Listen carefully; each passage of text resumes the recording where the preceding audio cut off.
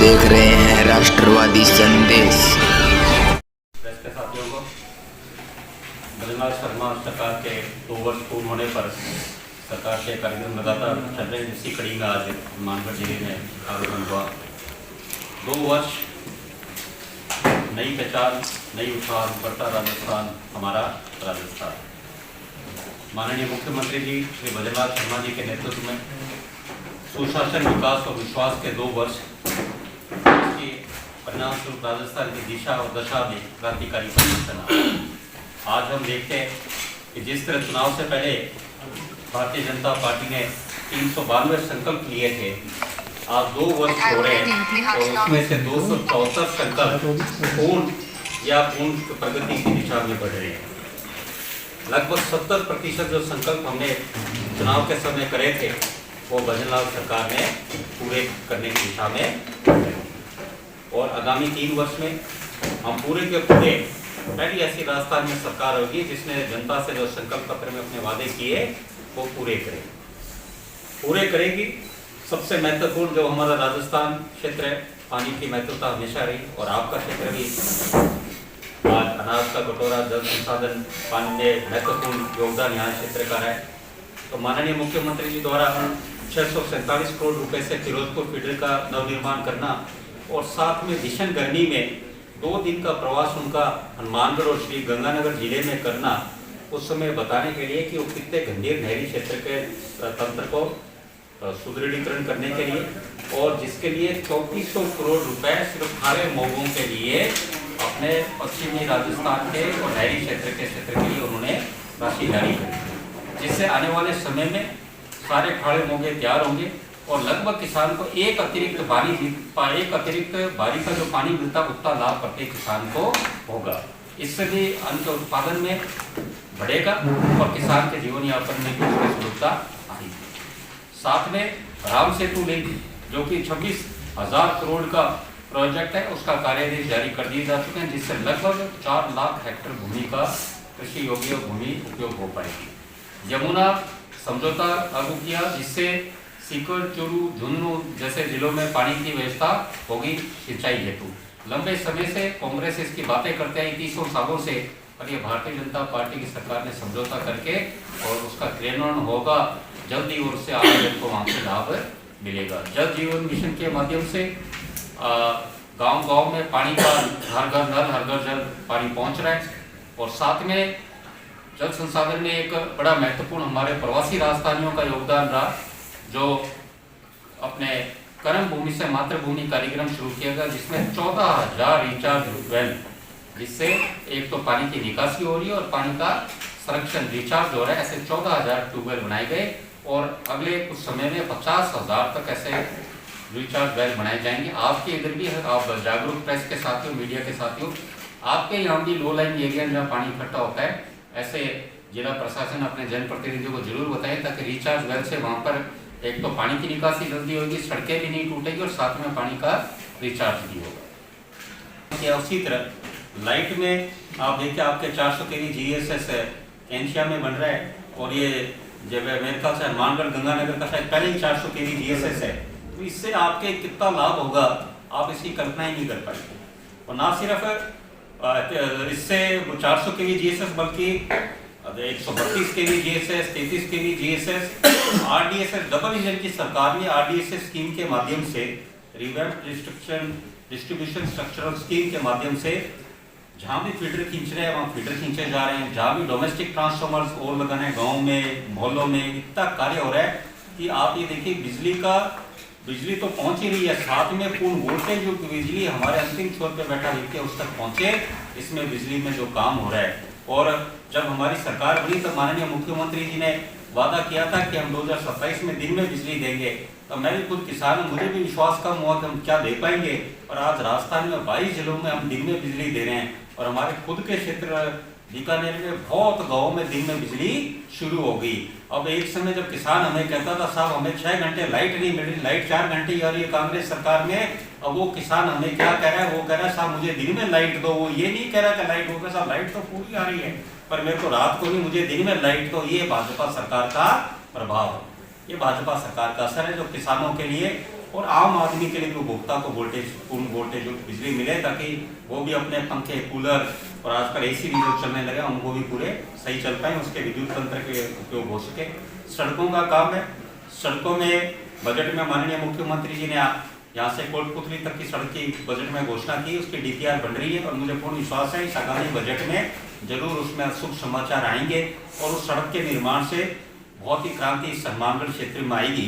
जैसे एक क्रांति अभी हनुमानगढ़ क्षेत्र में हम देख रहे हैं, जो ये भारतमाला ग्रीन एक्सप्रेस कॉरिडोर बना, इसने क्या क्रांति क्षेत्र में लेके आए।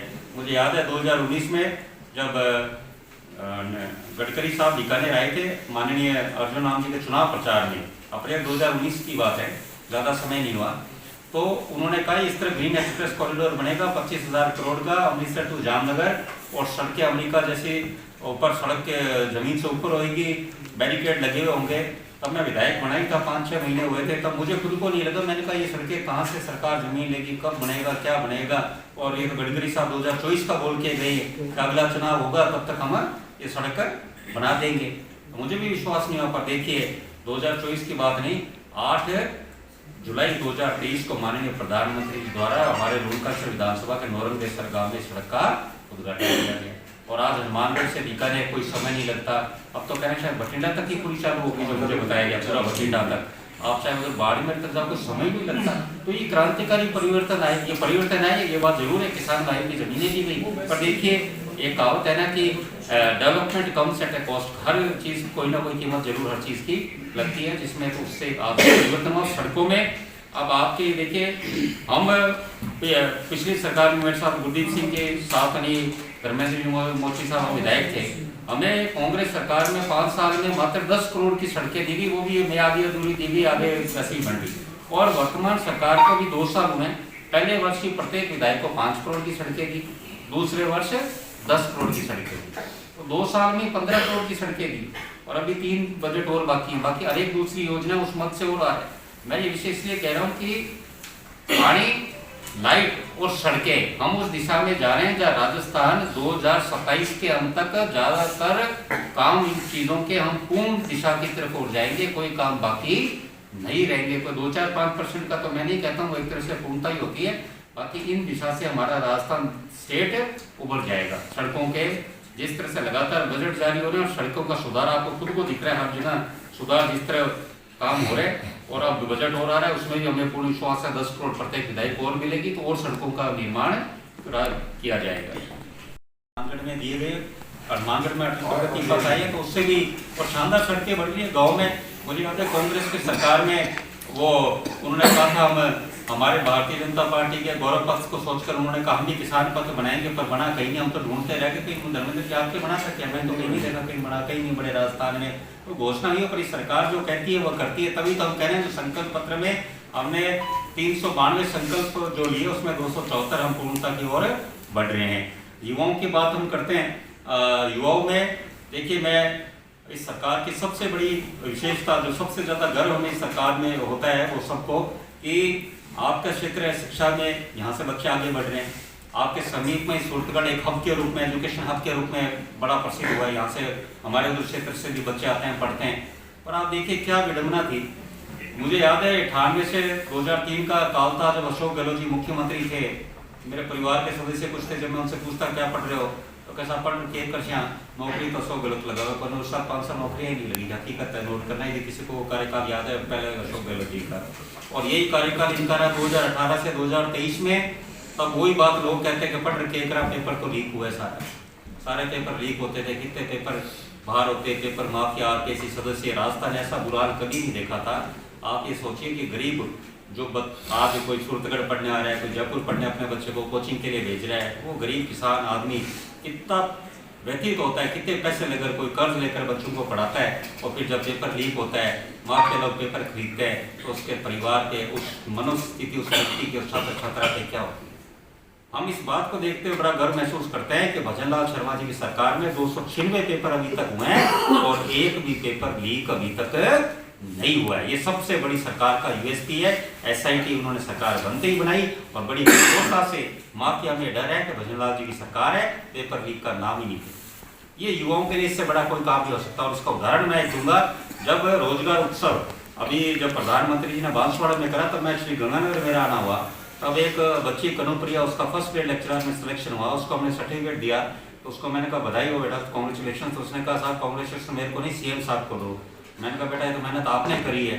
तो साहब मैंने तो बहुत पहले भी कर रही थी, पर ये पहली बार हुआ है कि मेरे जैसे साधारण घर की बच्ची बिना पेपर लीक हुए आज फर्स्ट ग्रेड बनी है। ये एक सरकार का इस्तकबाल होता है, गर्व होता है कि हम सरकार के सदस्य हैं। जहाँ आम व्यक्ति ये बात कहता है कि सरकार की वजह से मेरे जैसे का भविष्य बन रहा है, तो ये सरकार का धर्म होता है। और लगातार महिलाओं को, चाहे वो उज्ज्वला योजना में हो, चाहे बीपीएल में हो, चाहे खाद्य सुरक्षा योजना के अंतर्गत हो, सबको रसोई गैस सिलेंडर उपलब्ध कराए जा रहे हैं। और लगभग 4.28 करोड़ गैस रिफिल करें, जो 867 करोड़ रुपए जिसकी राशि सरकार द्वारा लगाई दी जा रही है। किसानों की बात करें, किसान सम्मान निधि योजना, उसमें सरकार द्वारा 3000 रुपए मुख्यमंत्री किसान सम्मान निधि योजना से मिल रहा है, 6000 प्रधानमंत्री किसान सम्मान निधि योजना से। और एक हनुमानगढ़ जिले की एक और महत्वपूर्ण किसानों की मांग रही थी, वो ये थी कि पूर्व की सरकार ने जो डिग्गियां थी उसमें लॉटरी सिस्टम लागू किया।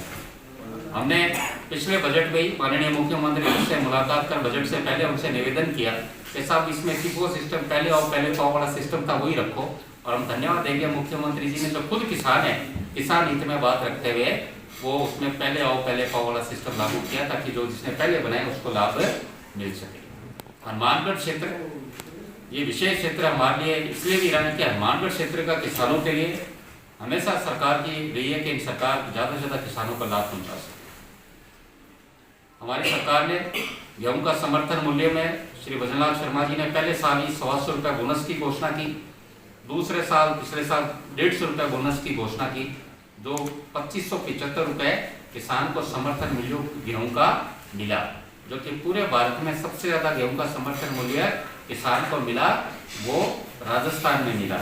और राजस्थान में भी जो राजस्थान सरकार ने 22 लाख मैट्रिक टन गेहूं खरीदा, उसमें से 8.61 लाख मैट्रिक टन सिर्फ हनुमानगढ़ जिले से खरीदा, यानी 40% गेहूं की खरीद सिर्फ हनुमानगढ़ जिले से समर्थन मूल्य पर राजस्थान सरकार श्री भजनलाल शर्मा जी सरकार द्वारा की गई। ये अपने आप में बताता है कि सरकार किस तरह किसानों के लिए सोचती है और किसानों के हितों के लिए हमेशा तैयार रहती है।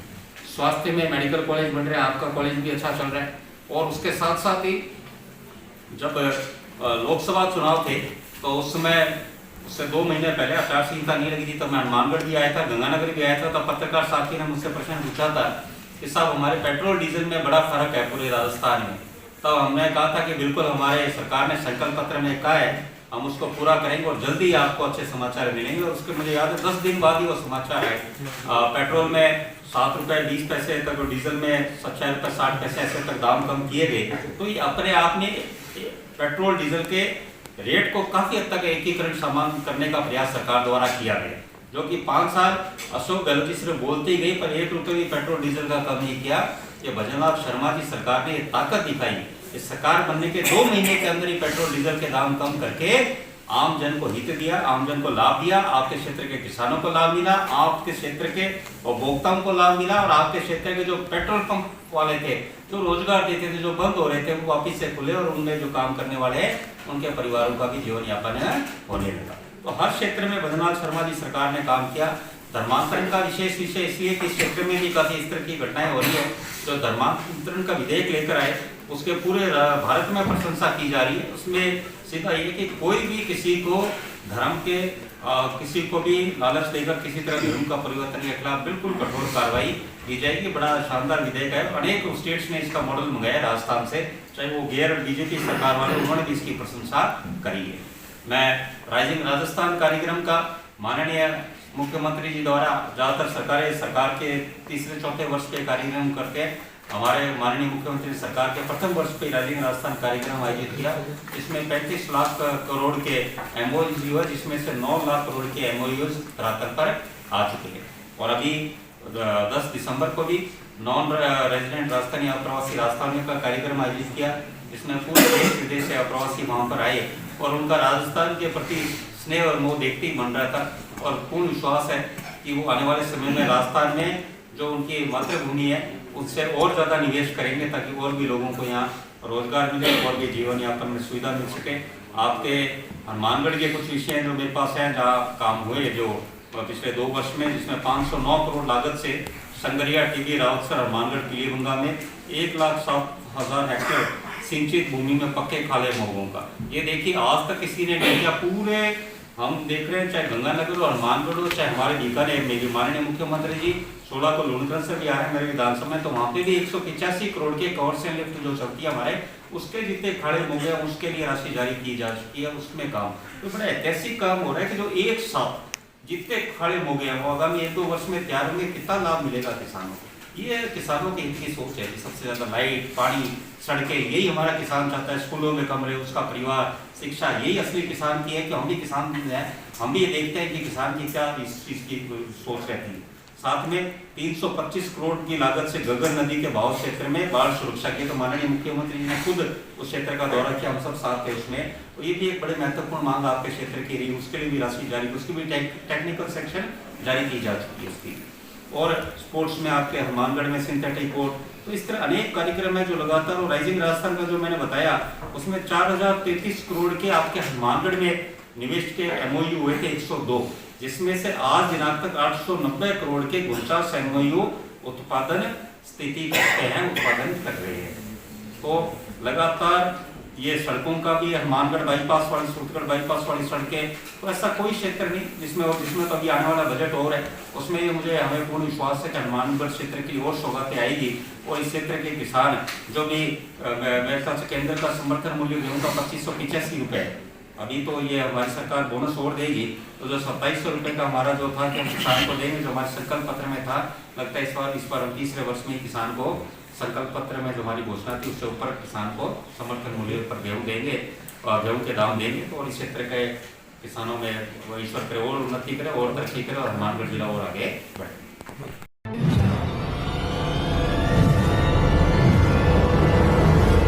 हमारा वीडियो आपको अच्छा लगे तो सब्सक्राइब करें, बेल आइकन दबाएं और लाइक करें।